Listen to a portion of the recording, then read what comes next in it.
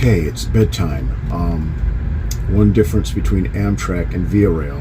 On Amtrak, typically the SCA or the sleeping car attendant comes and changes your bed, whether you're in a roomette or bedroom or family room, and they change it from daytime configuration to nighttime, which means they lower the top bunk and they push the two benches together to make a bed.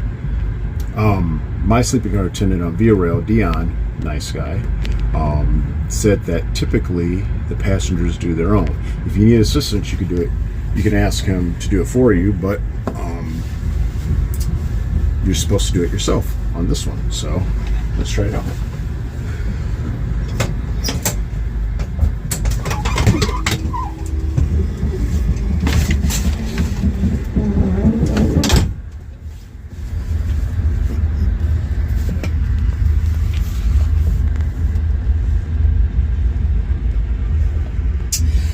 So one difference, and I guess I kind of like it, is Via Rail already has the bedding put on.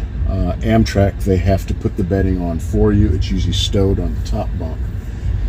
And they give you fresh sheets, and this seems a lot thicker. I'll do a better review maybe later, but pretty easy. But yeah, if you have any mobility issues, you might want to have your SCA do it for you. But I mean, if you're able-bodied and can do it yourself, it's not hard.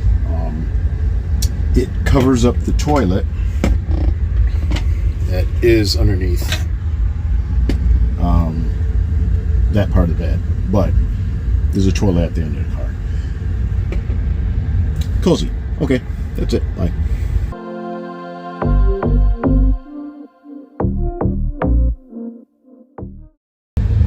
Good morning, everybody. This is the beginning of day 2 of the Via Rail adventure, and I want to give a quick comparison on how my sleep was compared to being on Amtrak. First of all, on Amtrak, the roomette has 2 couches that fold down into a flat bed.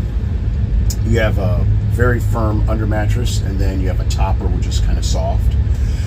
On Via Rail, you have, I would say, maybe a 4 or 5 inch mattress, but it is very firm, and I mean not even memory foam firm where there's a bit of give. This is like really, really firm.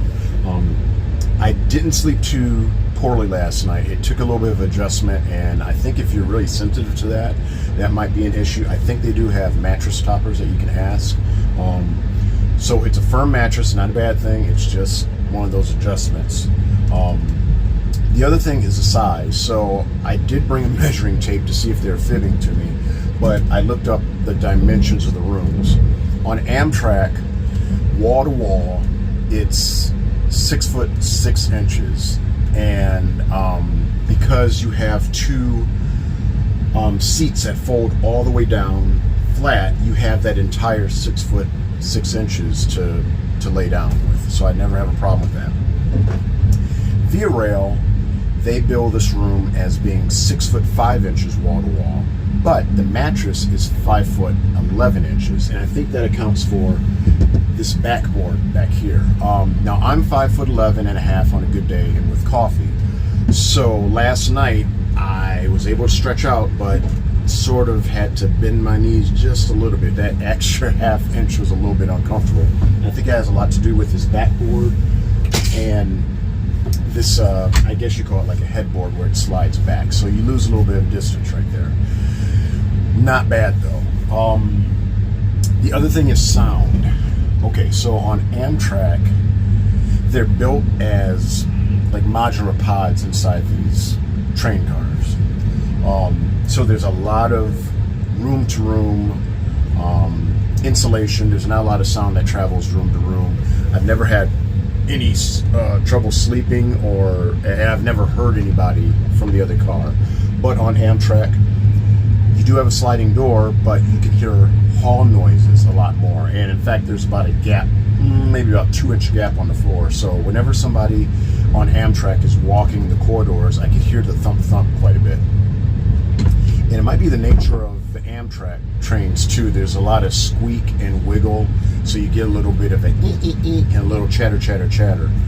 in the rail cars. Again, I've gotten used to that. It's not a bad thing, but it's just one of those things, you know, you get used to. So for Amtrak, not a lot of room-to-room noise carryover, but you get a little bit more hall noise.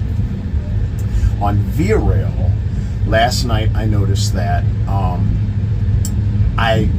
there's a lot of sound insulation from the hallway. In fact, the service attendant came by last night, I'm being funny saying this, running down the halls telling everyone it was time for dinner. And I could barely hear her through this wall. There's a thick curtain, and then this door is really, really thick. So there's a lot of hall isolation. In fact, there's a child that's in the hallway across. I can't hear anything outside of there.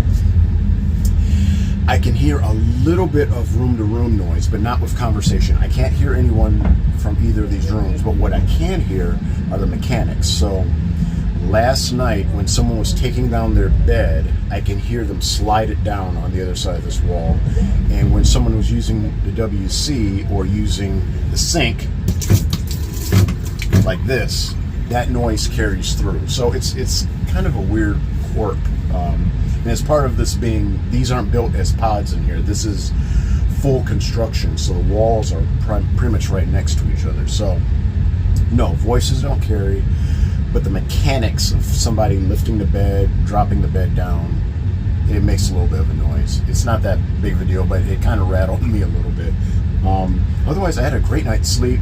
The mattresses took a little bit of getting used to. It's a little bit thicker and a little bit firmer, but not too bad so far. So, okay, that's just my first little take on comparing Amtrak and Via Rail.